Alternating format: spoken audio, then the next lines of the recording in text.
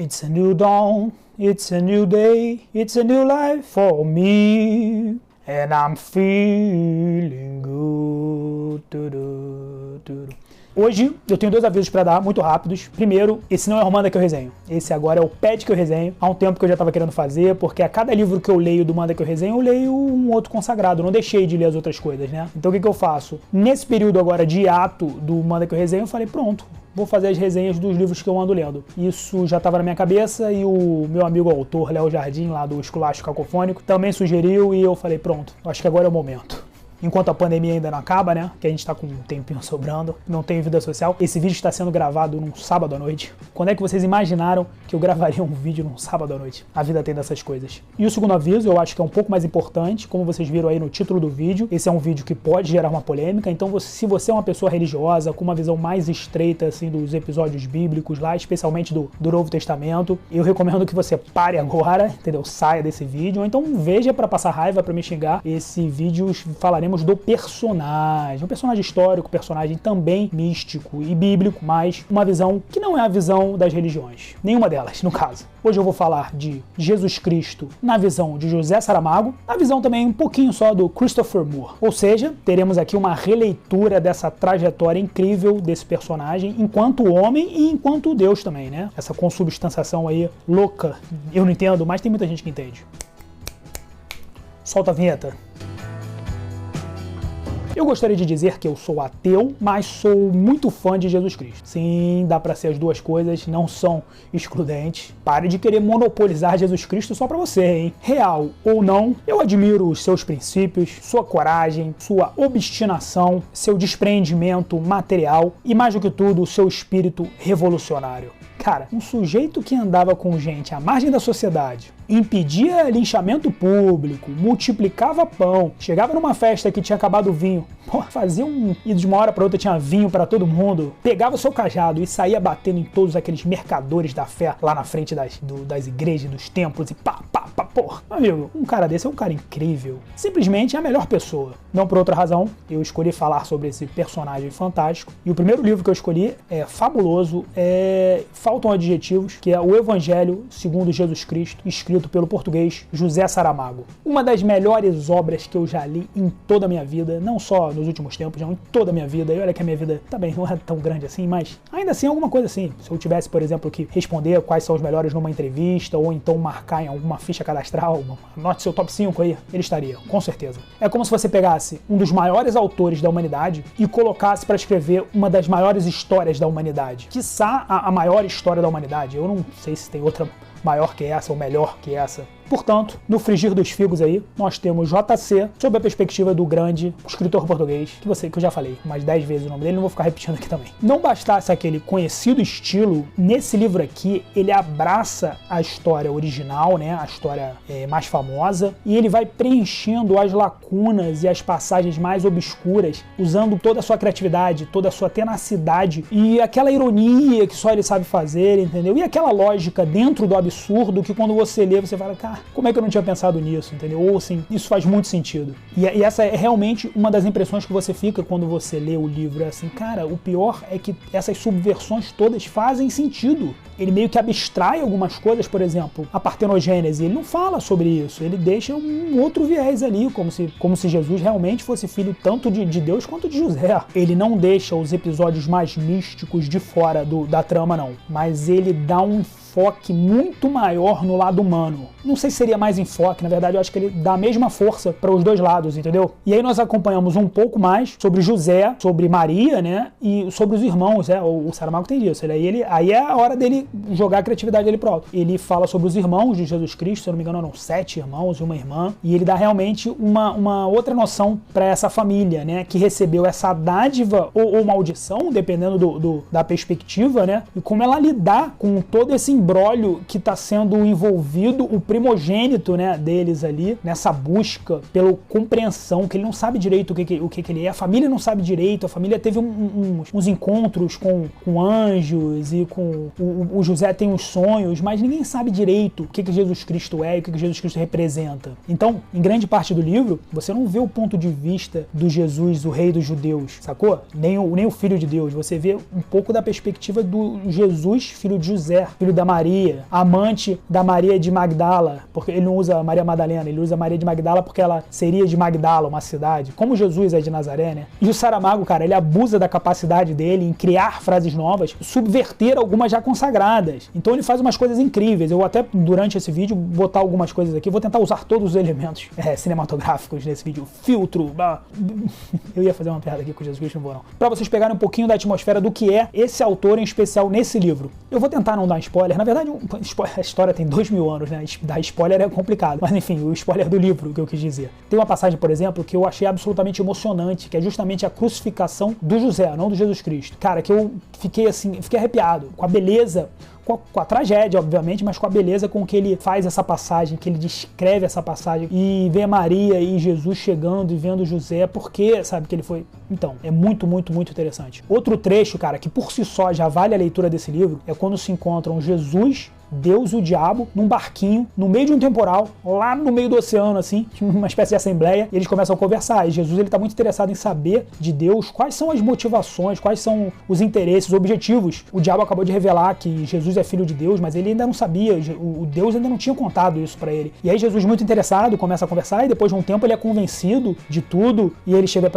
pro pai e fala assim: olha, tudo bem, você me convenceu, ok, vou salvar a humanidade aí do jeito que você quer, vou fazer tudo direitinho, mas é o seguinte, depois da minha morte fica tudo bem, né? Tudo acontece da melhor maneira, todo mundo vai viver bem, a vida continua numa boa, né? Vai ser só felicidade e alegria. E aí Deus chega assim: calma aí também, Jesus, não é bem assim. Na verdade, depois da sua morte vai acontecer muita coisa, inclusive em razão da sua morte. Por exemplo, teus amigos aí, os discípulos, praticamente todos vão ter uma morte horrível. E aí, cara, nessa hora aqui, o Saramago deita, né? Faz um gato-sapato, porque ele começa a narrar tudo que acontece de péssimo, que vai ser horrível para a humanidade, porque Deus consegue ver lá na frente, e tá contando tudo. E aí, cara, ele chega até a abusar, porque ele bota 4 páginas em ordem alfabética de todo mundo que morreu, tipo, depois de Jesus Cristo. Os mais famosos, assim, né, que morreram em razão. Aí ele começa lá: Alférgio de Cantuária, morto por golpes de osso de boi na cabeça. Ciro de Tarso, teve a cabeça esmagada por um juiz quando ainda era uma criança. E aí vai indo: Joana d'Arc, queimou na fogueira, fulano de tal, uma maçã arrebentou o rosto. Umas coisas assim horríveis, assim. E continua falando pra Jesus lá: também vai ter a cruzada, também vai ter a Inquisição e tudo. E aí Jesus, pô, chega, tudo bem, mas assim, o senhor não fica com remorso de acontecer tudo isso, não? Aí ele fala: não, calma aí, para aí. Deus não tem remorso. Remorso é coisa de homem. Aí Jesus fica boladão, tipo, fala assim: pô, calma aí, peraí, calma aí. Deixa eu ver se eu entendi. Eu vou morrer mal pra caramba, tipo, bizarramente vão me matar, tá ligado? Numa cruz, me martelando. Nada vai mudar depois que eu morrer, porque vai continuar morrendo gente pra caramba, inclusive porque eu morri, vai morrer mais gente ainda. E tipo, eu ainda vou sofrer com remorso. O remorso vai ser só meu, porque você não sente remorso.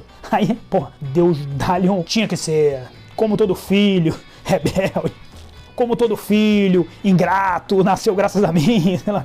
Faz aquela história que a gente já conhece. E aí, nesse momento, o diabo, que tá só escutando ali, né, quietinho, na espreita ali, ele chega assim: bora, eu tenho uma solução muito mais fácil, que ninguém vai precisar morrer, não vai acontecer nada. É o seguinte: Deus, me deixa voltar pro céu aí, e a gente fica tudo em paz, tudo ok, que Deus fala... Aí Deus chega: não, meu amigo, não dá, porque pra existir o bem tem que existir o mal, pra existir Deus tem que existir o diabo. Então, cara, nem me venha com essa história aí. Aí o diabo até fala uma coisa fantástica, que ele fala assim, que fique registrado aí, né, eu tô parafraseando, mas é um negócio assim: para que fique registrado aí que o diabo tentou Deus, né? Ele tentou, ele deu uma tentada e Deus cortou na hora. Então, nessa passagem fica evidenciado que o Jesus Cristo é infinitamente, moralmente superior do que o Deus, obviamente pela ótica do Saramago. Ele já tinha feito isso no Caim, né? Na verdade, eu não sei se foi antes ou depois, eu li antes o Caim, e você já conseguia ver que esses defeitos de caráter aí, né? Que em Jesus Cristo não, ele é demasiadamente humano, então ele pensa muito nas outras coisas. É sensacional. E aí ele sai desse encontro aí com Deus e o diabo, 40 dias depois ele vai falar com seus discípulos pescadores, e ele já tá ali resignado, entendeu?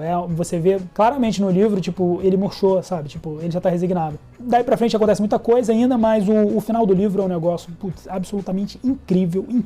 E ele pega uma daquelas frases máximas, talvez a máxima do Jesus na cruz, né, falando, né, perdoai, eles não sabem o que fazem. E ele dá uma torcida nessa frase sobre uma outra ótica, uma ótica realmente mais mundana, mais humana, e ele termina o livro, cara, e você fica assim: cara, o que eu acabei de ler? O que eu acabei de ler? Já o segundo livro, eu vou falar um pouco mais rápido, que também é muito bom, mas ele tem uma outra pegada completamente diferente. Chama-se O Cordeiro, o Evangelho segundo Biff, que é o melhor amigo do Jesus Cristo. Lá no livro ele bota até o brother, o BFF do Jesus Cristo. Ele é bem mais leve, mas ele também preenche as lacunas, né, dessa juventude do Jesus Cristo, dessa adolescência principalmente. E nesse livro aqui, do Christopher Moore, ele pega o personagem e bota o personagem em várias aventuras, e nessas aventuras ele vai pro Oriente, ele vai pra Índia, ele encontra o Pé Grande, e ali, nessas experiências novas, ele vai formando o caráter dele, né? E tudo começa a fazer sentido. Por que ele tem aquele caráter tão bem construído, tão forte, com todos aqueles princípios, né, tão arraigados, de onde surgiram, e aí ele é bem menos compromissado com a história original e ele tem um humor mais fanfarrão, sabe? Um negócio mais de galhofa. Mas não é ofensivo. Na verdade, ele é até menos ofensivo do que o outro que eu falei, do Saramago, porque o do Saramago ele é tão bem feito, cara, que ele parece verdade, sabe? Parece que você quer escolher aquela história lá do Saramago. Esse não, esse é um lado meio fanfarrão que só quer te divertir, entendeu? Quer fazer você pensar um pouquinho? Sim, mas não é a maior qualidade do livro, não é fazer você pensar, é trazer uma diversão leve pra sua vida. E esse escritor, ele tem uma veia muito boa pro humor, né? Ele já escreveu O Anjo Burro, Um Trabalho Sujo, mas O Cordeiro é realmente a obra que deixou ele famoso, pelo menos lá nos Estados Unidos. Aqui ele não é muito famoso. E se você quer um negócio muito mais leve, eu acho que esse é a pedida. Talvez comece com esse, depois vá pro do Saramago. Não sei, aí você escolhe aí, você que sabe. E pra concluir, é o seguinte, esses dois livros, eles se apegam muito mais na vida do personagem do que na morte. Você praticamente não tem quase menções aí sobre a Via Crucis, sabe? Aquela parte do martírio, da crueldade, não tem. Eles, na verdade, eles celebram a vida, enquanto em algumas outras religiões, né, você tem esse apego muito forte à imagem da morte, à própria Via Crucis, né, aquela coisa terrível, chicote, o tempo inteiro, né, no próprio crucifixo é uma lembrança da morte de Jesus, do que ele fez, né, para libertar todo mundo, né, para salvar a humanidade, mas ao mesmo tempo pouco se fala da vida dele. Eu acho que, sei lá, não sei.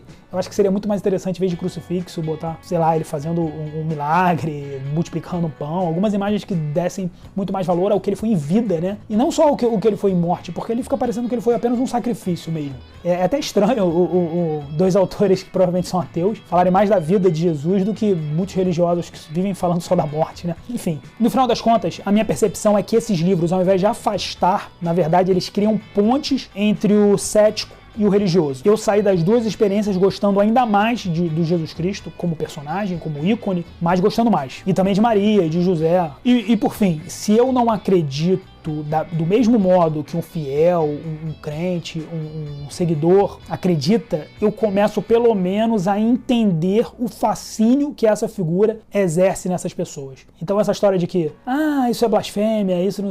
Eu acho que é justamente o contrário. Você, na verdade, quando você começa com esse discurso, você afasta os diferentes e você só abraça quem já tá ali contigo. E assim, se os fatos não aconteceram, como o Saramago disse, azar dos fatos. Não é aquela frase ali? Quem sabe eu volto, quem sabe não. Se vocês querem pedir que eu leia algum livro aí para fazer os próximos vídeos, fiquem à vontade. Um grande abraço. Ain't no sunshine when he's gone.